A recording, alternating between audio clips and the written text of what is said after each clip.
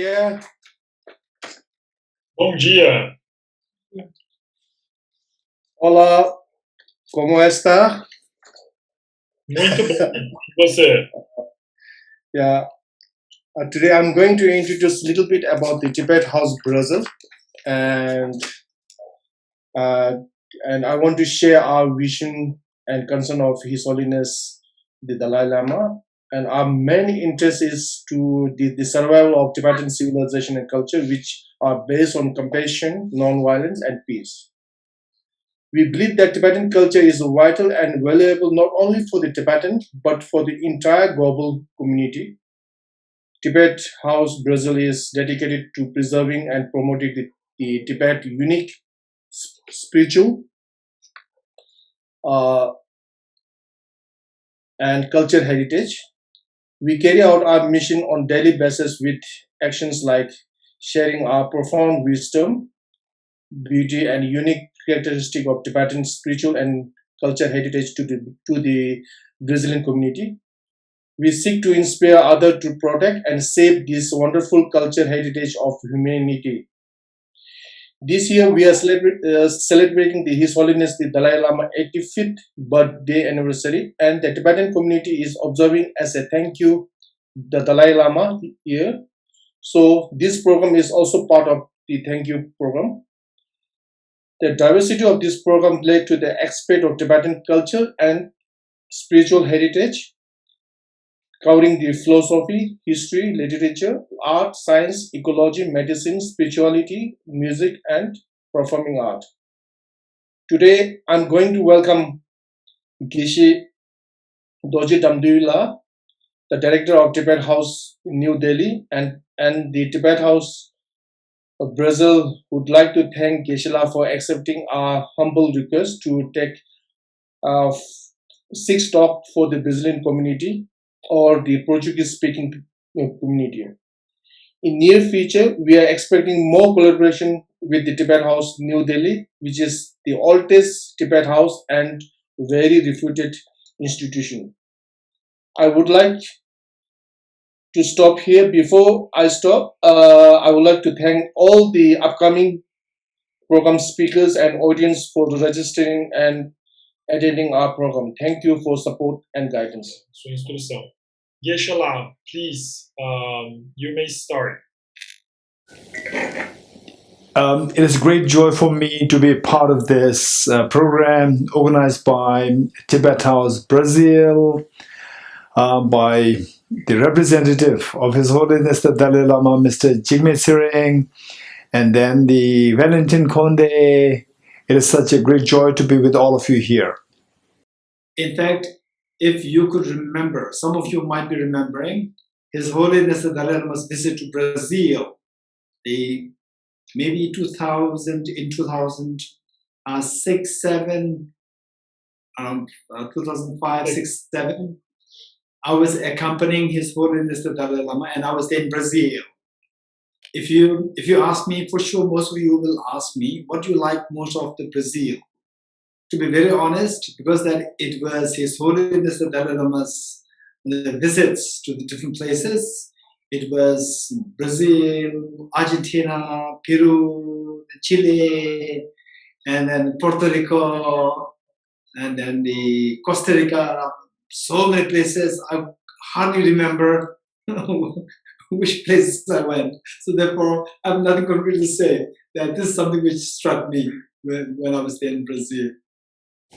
Next time I visit Brazil, surely there's going to be at the invitation of the representative of His Holiness the Dalai Lama, Mr. Jigme Tsering. Then I will know what Brazil is. That will be great. Okay, so basically today the talk is on universal responsibility, number 1, and also about healing anxiety related to COVID-19. So I'll speak for about like 45 minutes, and then we can have like another half an hour question answers. I'll be very happy to invite questions, edit in questions from you, and these questions would be incredibly great. The benefit for me, for my own growth, and for my own learning from you. So, today's topic, the topic is the universal responsibilities. And then as a part of that, as an appendage or as a part of that, we're going to speak also a little bit about the healing anxiety due to related to the COVID-19 and a universal responsibility. This is a huge topic and very important topic. But particularly in the context of today's world, where we see that it's highly volatile world, where there is a tremendous, the number one today, the coronavirus just attacking the whole world, and the whole world collapsing its economy, and the people they have to live in uncertainty, fear, and so forth. So therefore, we see that, this is a time where the world has to come together. All members of the world, the nations, should come together with a sense of universal responsibility. And interestingly, what happened was that His Holiness the Dalai Lama, when he was as young as in his 30s, he already spoke on the universal responsibility. So that is something extremely far-sighted, visionary, and today, seeing the interconnectedness of the whole world, people from the different scopes, from the medias, they now bring up the His Holiness's book, saying that this is the universal responsibility which is so relevant today, which His Holiness the Dalai Lama spoke like 30 years ago. So first I'd like to bring us back to the time of the formation of the world. We speak about the universal responsibility, a responsibility related to the whole world. So there, I like to bring back to the concept of the scientific evolution of the universe or the world in order to create the background. In fact, it was 15 billion years ago that the universe, the Big Bang started, according to physicists. Then the Milky Way galaxy being a part of this explosion, the Milky Way galaxy further exploded, and then the solar system, which is again a part of the Milky Way galaxy, also exploded to give rise to the 8 or the 9 continents, the planets, with the sun at the center. Then this planet Earth started to have water by 4.6 billion years ago. Then because of the water, then 4 billion years ago, the initial organisms, the first organisms came on the Earth with the water. 4 billion years ago. Then 0.3 million years ago, the human beings, the Homo sapiens, the human beings came on this earth. And before the human beings, the brain was very crude. And with the human beings, the brain became more complicated, sophisticated. The human brain today, we see that it has a tremendous potential for the memory of the past, and we can also think about the future, plan for the future. This is something so unique about the human brain. So I say like the 50,000 years ago, 100,000 years ago, the human beings, they lived separately in isolation. So they do not really have the concept of the universality because they are all independent, isolated. They are not connected to each other. They don't know each other. Meanwhile, the way and the manner in which Charles Darwin, how he explained things about our emotions was that with the coming into being of the Homo sapiens 0.3 million years ago, then all these emotions, they started to become more and more sophisticated. 2008, the office of His Holiness the Dalai Lama sent me to America to work on His Holiness the Dalai Lama's book, which was co-authored with Professor Paul Ekman. So this book was more like a dialogue between His Holiness the Dalai Lama and the world-renowned psychologist Professor Paul Ekman. And I was sent there to make sure that His Holiness's words, they are reflected precisely without error.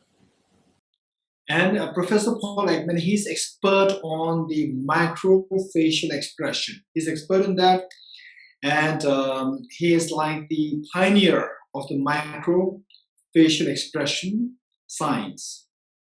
This book came out 7 years ago. The title of the book is, if you're interested, the title of the book is Emotional Awareness. Then there, during one of the evenings, he entertained me by bringing the psychologists, his colleagues, his students there one evening, and then he asked me to give a little bit of an intro of myself and about the Buddhist philosophy and Buddhist psychology. And I was doing that, and I was just expressing some of the views, the psychological views of Buddhism, and there is a very concrete understanding that our emotions, such as anger, fear, attachment, they can be cut completely. So I said this. Then when I said it, one of the psychologists, and if amongst the participants here, if there are the Western psychologists here, you will most likely, I would say 99%, you will also agree with that psychologist, a lady psychologist. She said that I have a question. And she said that attachment, aversion, fear, we cannot get rid of them. These are the evolutionary instincts. These are instincts which are gifted to us by the evolution of the human beings. We cannot get rid of them. These are instincts. This is what she said. And then the reasons that she gave, of course, this is what we all studied in our schools, that say the attachment is required. Without attachment, you will not look for the conducive factors for you to survive. The fittest will survive, survival of the fittest. So, for you to survive, you need conducive factors. So, only if you have attachment, you can gather this. If you don't have attachment, then you cannot gather the conducive factors. Likewise, anger. Anger is to push the unconducive factors, the threats. If the unconducive factors are there, if you don't push them, then they can attack you, they can harm you. And the fear. Without the fear, if a tiger is there, the tiger can eat you up. With the fear, you will run away. So therefore, these emotions are gifted to us as instincts by the evolution of the human being. So how can you get rid of this? We cannot get rid of this in the first place. This was the reasoning. This was the backing, the reasons to support her position. So if this is the principle, so people who are educated, who go through modern education, they get this basic thought as the principle. They think that this is reality. If this is the basic framework, then when they go to the world, when they lead the world, they will lead with the belief that how we can survive is, the way the Charles Darwin said, survival of the fittest. With the strongest of attachment, strongest of anger towards your enemies, will survive. So therefore, we have to push our enemies, and we have to defend ourselves, and try to expand ourselves, try to snatch others' properties and so forth. And there's nothing wrong in it. This is the instinct. This is the evolutionary gift. This is where the world breaks down into fragmentation. This is very unfortunate. While at the same time, what I would say is that the Charles Darwin's evolutionary theory is true to a great extent, but it is, if this is the ground, if this is the ground on which the whole the governance, administration of the world is happening, it can be very, very disastrous for the world, because then the world can easily go into fragmentation, then world can easily go into wars, then world can easily go into bully the bigger nations bullying the poorer nations. All these things happen. Expansionism, then the nuclear wars, all these things happening because of the belief that we have to survive by being the fittest. Only the fittest will survive. So we have to be fittest. We have the right to abuse others. This is very unfortunate. So with this belief, with this the belief in the survival of the fittest, where attachment, anger, these emotions, destructive emotions, they should be the means for our survival. If this is a belief, universal responsibility will never happen.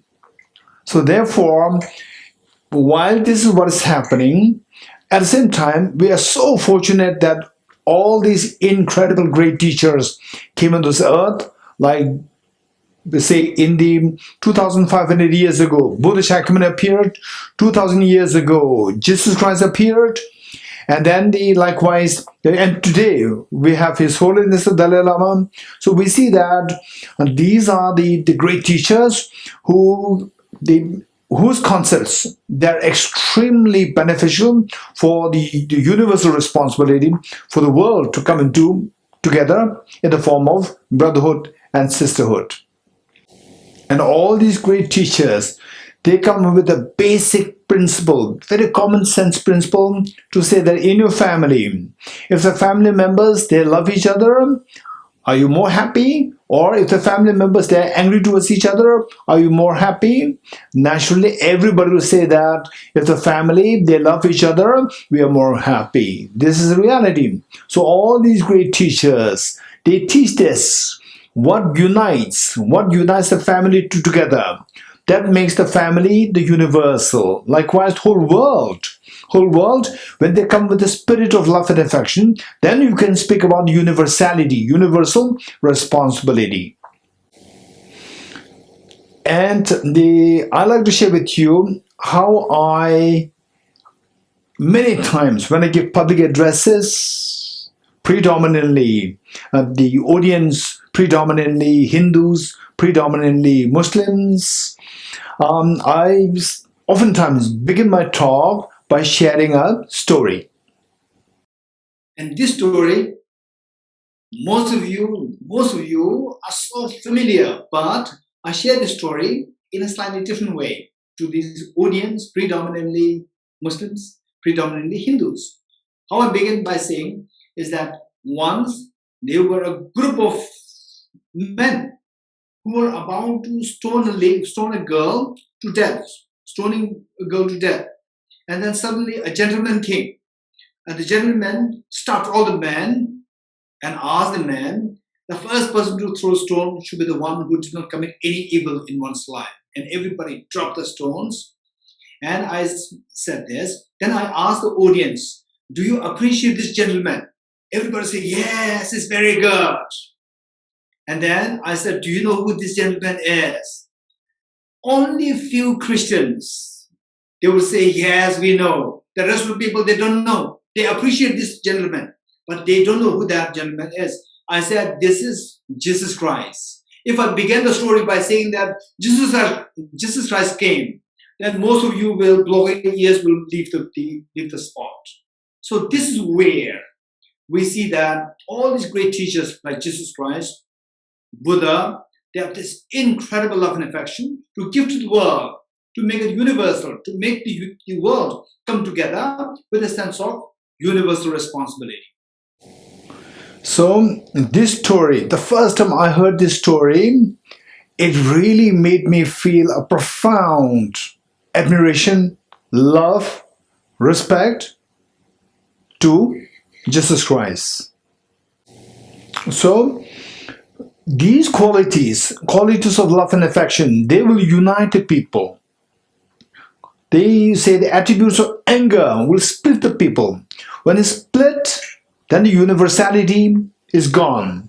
With love, when people are brought together, then the universality comes into being. Then the universal sense of universal responsibility makes sense. In this connection, I'd like to share with you what is known as the three commitments of His Holiness the Dalai Lama related to the universal responsibility.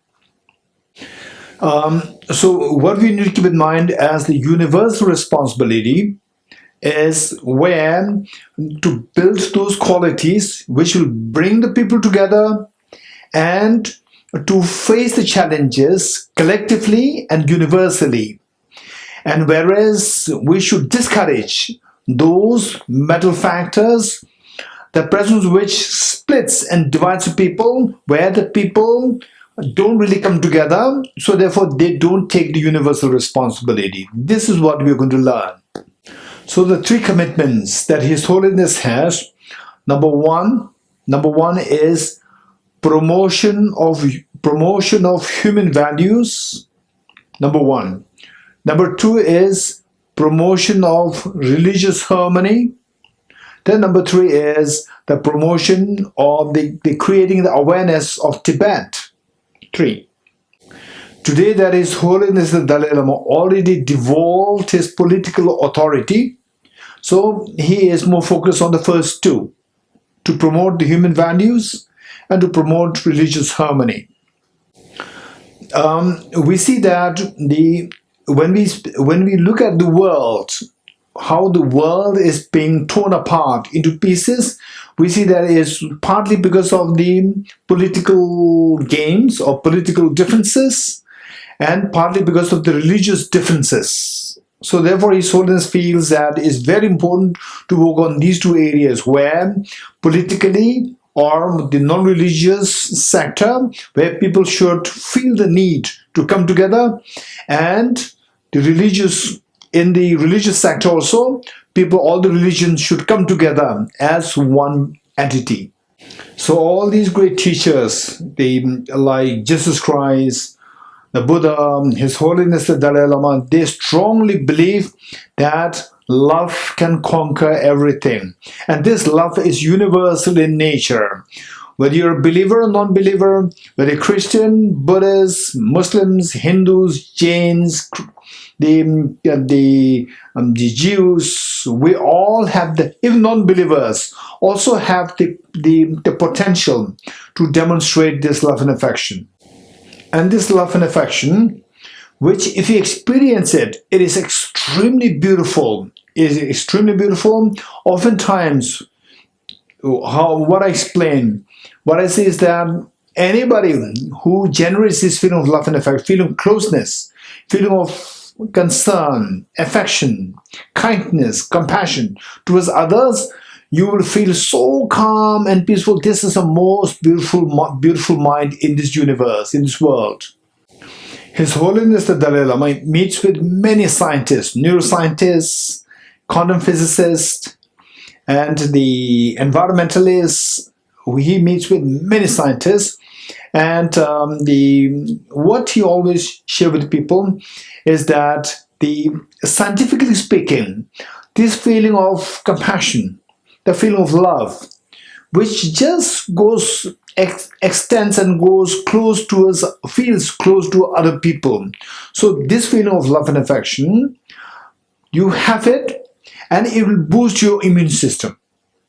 So even for your health, this feeling of love and affection is so precious to boost your immune system.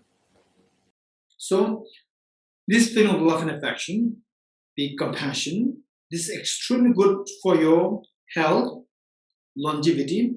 On the contrary, if you are short-tempered, angry, fear, anxiety, they will literally eat up your immune system.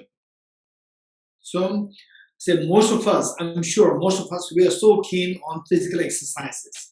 So keen on physical exercises, where however much you spend time to do physical exercises, but if your immune system is down, then there's no point. You can easily contract illness. More the exercise you do, more the energy will be drained. The more the energy drained, you don't have the immune system to survive or to protect the illnesses from happening to you. So it can be counterproductive. So in this connection, you must have heard many of these lectures where, we should be compassionate towards each other, we should be loving, caring towards each other, and so forth. And perhaps one question maybe is there with you, that if this is what is so important, how can we build this love and affection towards others? How can we build this? This is question. So this, perhaps you may ask this, because the people, they differ. Say, if you say you should be compassionate, many people say, why? You are very, you're weird. So we should be selfish. Many people think like this. So how are you going to think about universal responsibility in the form of cultivating universal compassion, which everybody should embrace? And then why I'm emphasizing so much on this part was that once I was invited to be the chairperson for one public address of a renowned author. And the author gave a lengthy talk for about 1 hour. And at the end of the talk, author was a renowned author, really renowned author. And what he said was that, in the end, we must finally, ultimately, in order to achieve your goal, what do you seek? In order to achieve the maximum happiness, you must have the communion with the ultimate. This is what is said. You must have the communion with the ultimate. Only then you can have the ultimate happiness. So this is what he concluded his talk. Then it was my time as the chairperson. It was my time. Then I told the public, okay, the first book is completed. First book is on the need for us to have the communion or meeting with the ultimate to have the ultimate happiness. The second book should be on how to meet. This is important. Just to say we should meet, it will not give the answer. The real answer required is how to meet with the ultimate. So likewise, so when we say that there must be the universal value, compassion, which is universal value, to bring together all the humanity as one family, the next question is how. So as early as 2006-07, His Holiness the Dalai Lama came up with the idea how. That is by introducing what is known as universal ethics or secular ethics. Now he calls it universal ethics, and I'm going to speak a little bit on this. So the universal ethics, His Holiness, wherever His Holiness travels, in fact I well remember I was traveling with His Holiness for several years to Brazil, Argentina, America, Japan, many places. So there, in many of the places, the experts, one question that they asked to His Holiness is that while the modern education is meant to give happiness to the world, to give happiness to the humanity, as the modern education, it increases, it rises in its advancement, in its development, the happiness, the harmony of the world is declining. So where are we going wrong? This was the question asked by many experts to His Holiness the Dalai Lama whenever he travels to the different places. His Holiness the Dalai Lama, without any second thought, he would give the answer that modern education was the legacy of the Britishers from the Industrial Revolution. There, what is required is the mechanical mind is required, mechanical mind for the industries. So therefore, modern education is designed just for the brain development. It is not designed for the heart development. Because of this, when there's a tremendous brain development emphasized, but heart development is not emphasized, today in a modern education, in the school, if the child says 2 plus 2 equals 4, everybody says you are correct, you are promoted, you pass. Whereas if the child has the capacity to become like Jesus Christ, or to become like His Holiness the Dalai Lama, or become like Mahatma Gandhi, but if the child says that 2 plus 2 equals 4-ish, not 4, you fail. This is the modern education. There's a tremendous emphasis on brain. There is no emphasis on the heart, because which the world cannot come together. There's no one factor to bring the world together. There's no universal value to bring the world together. Now, if we think through our common sense, we see that what we are today, our thinking, your thinking, my thinking, and the thinking of the presidents, the prime ministers, they are all the products of the modern education. And if I ask you how many years you spend in the modern education, we spend the prime of a life, since our childhood till like 20-something years. We spend this number of years in the modern education, which only taught us how to develop your brain. They did not teach us how to develop a heart. So His Holiness says that in the modern education, when everybody spends like 10, 15 years of the prime of their life, when they spend this much of time there, within that, if you can include some programs, education curriculum on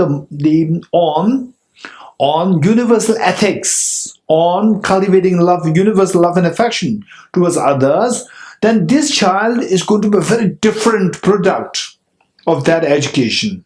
And this child, when the child becomes the president, the prime minister, and the lawmakers, and the decision makers, policy makers, they will draft their policies. The planning all will be grounded with the basic principle of love and affection, consideration for others. This is the benefit of universal ethics. Now, as the application of this program, His Holiness the Dalai Lama has initiated what is known as the program SEE Learning, SEE Learning, SE in Social, Emotional, Ethical Learning. Social, Emotional, Ethical Learning, SEE Learning, which is to be introduced in all the schools, colleges, universities as their education program. And this has been done in collaboration with Emory University, USA, Emory University, and it has been a grand success. It has been now carried on in many of the universities, schools, and colleges. Any institution from everywhere in the world, anybody can take part in this program. So this is actually to be given free of cost to anybody interested, individuals, universities, colleges, and schools. This you can easily Google search, and you can find this. You can download all the materials there. So now I'd like to just wind this up by talking about the triangle. How this universal value of love and affection, if we can educate in this universal love, compassion to the children since childhood for about like 10, 15 years. So what effect will it come out to the world? Then I'll have to explain in the form of triangle. The triangle, let's say, today the world, we can see that how the world is being affected. So on the one hand, we have the politicians and the advisors. Then number two, the public. Then number three, the economy, the business. Okay, so here, of the three, I personally feel that the public plays a very important role. Public of the triangle, the public plays a very important role. The public, the citizens, need to have good education, education brain, education heart both, then they will elect the good politicians.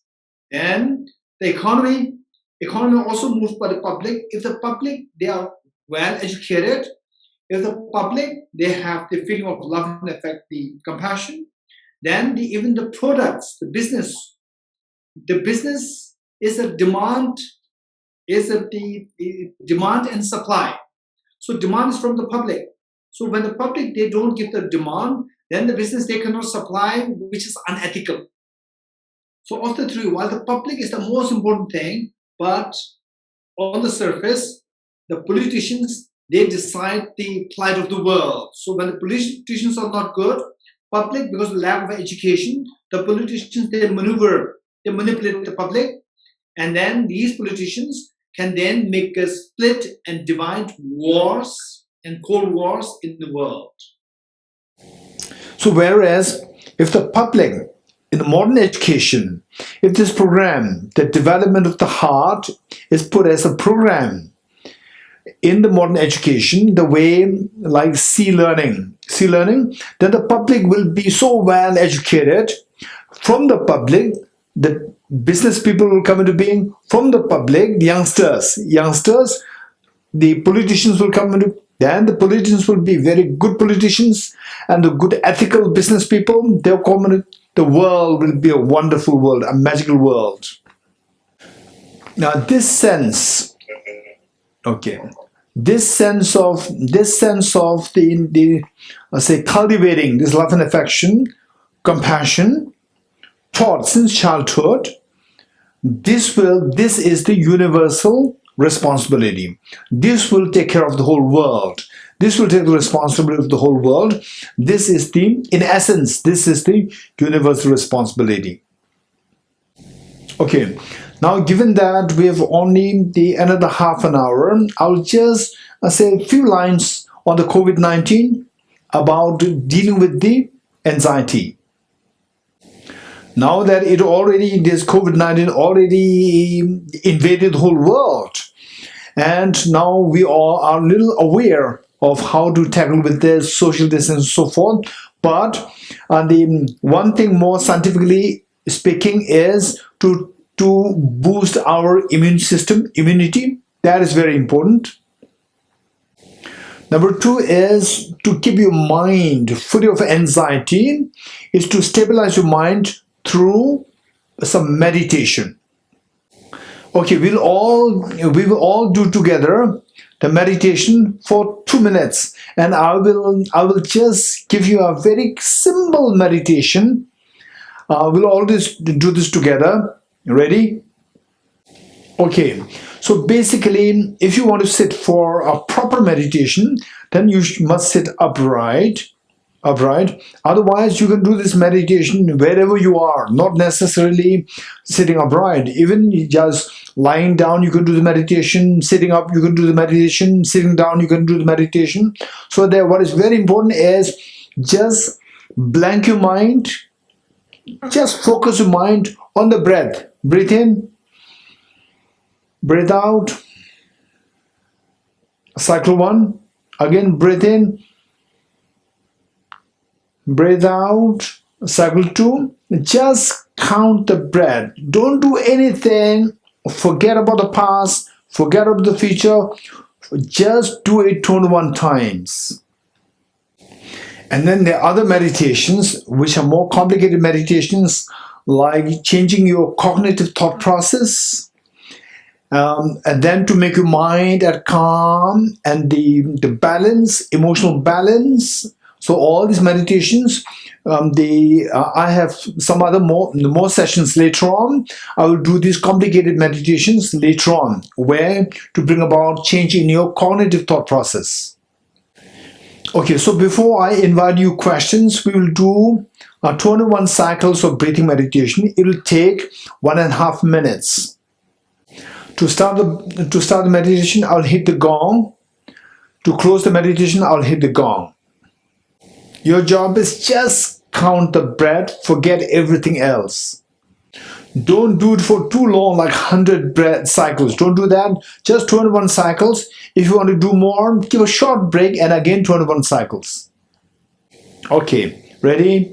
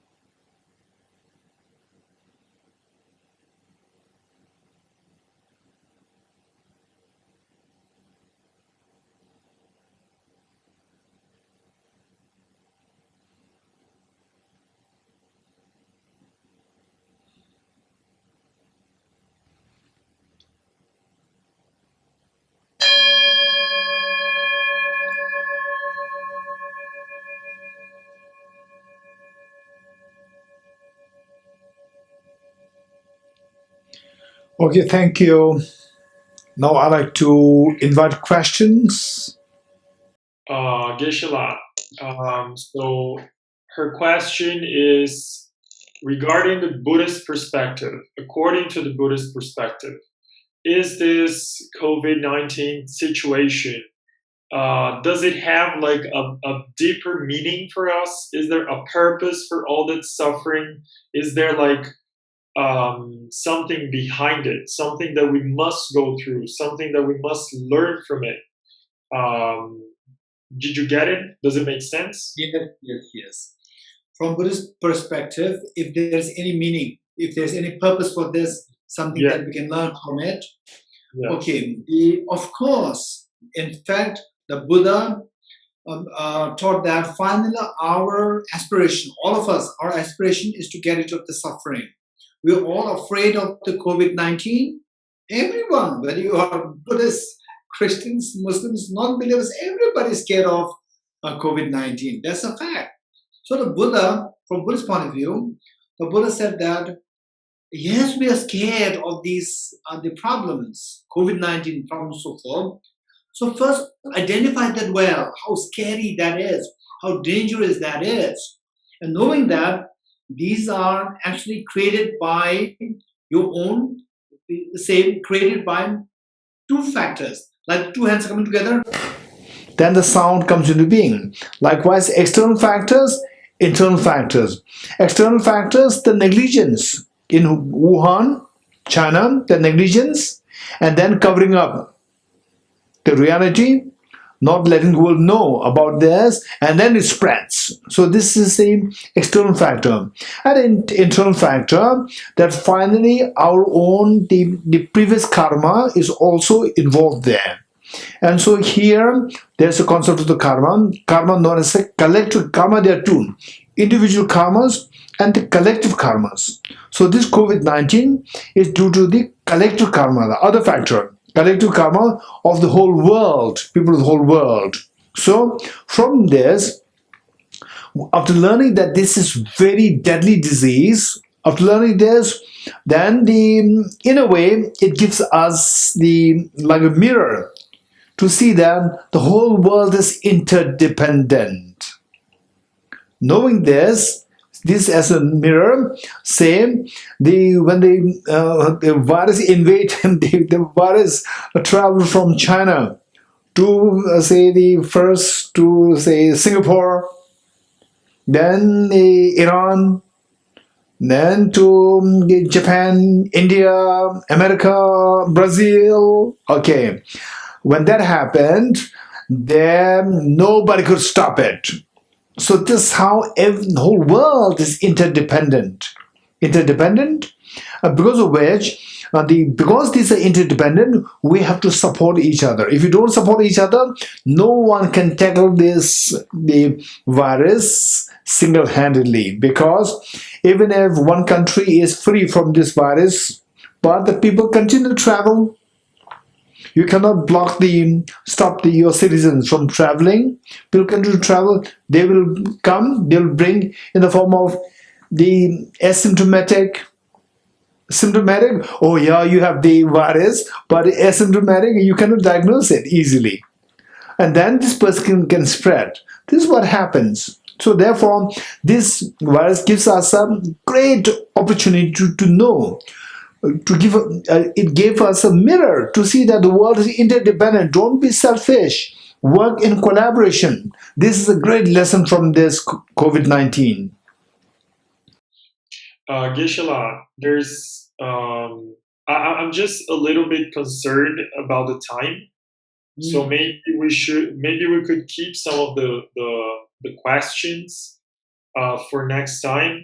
But Thais has written a question on, her question is whether she should count the breathing as she inhales or exhales. That's interesting. Wow, this is a very good question. Thank you. Okay, and you decide whichever. Breathe in, breathe out, then you count one. And then Lucia has also written a question. So according to the Dalai Lama, or based on the Dalai Lama's understanding of ethics, is there a way to tackle injustice? So she is considering the recent events happening in America, in the US, in a very racist society. How can we reach understanding? How can we have people listening to each other, having conversations, and then especially being more just towards Black people? Yeah. In fact, this is His Holiness the Dalai Lama. He categorically said that this is a great injustice. He categorically said it in a public address, that this is a great injustice, and that is really the discrimination, a racial discrimination. And this is what His Holiness said very clearly.